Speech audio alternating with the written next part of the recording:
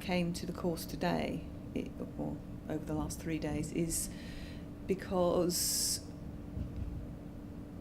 interestingly, I think because my background is in the creative arts, and because if you are a creative practitioner, you tend not to question much your creative practice. It tends to be just something you do, and a lot of it, I think, is very intuitive. A lot of the creative decisions you make tend to be because it feels right. When you're editing a film, you make the cut where it feels right, usually. And so this whole idea of developing processes around it that can be applied, I find quite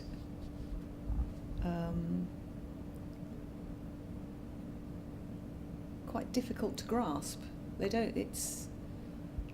don't tend to think in those ways of breaking it down into process. So I wanted to find out more about it, but I also wanted to learn how I could use these tools and facilitate in this way, because it's very hard articulating a non-verbal process.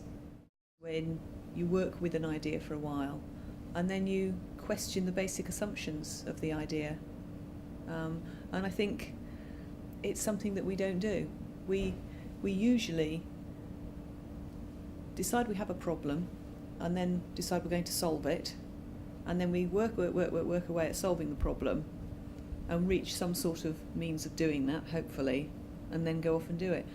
It's very rare, once you set yourself in motion solving this particular problem, that you ever say, is it worth doing anyway?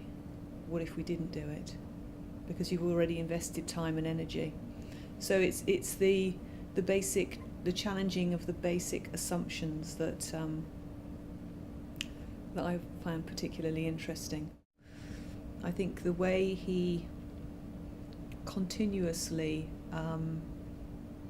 uses what he's teaching in his practice and makes that and articulates it as well is a very, very clever way of reinforcing the teaching method. So he will do it all day. He must say some of the things he says, he must say them 100 times, 150 times, but you don't notice it because he's slipping into every bit of every conversation, and I think that's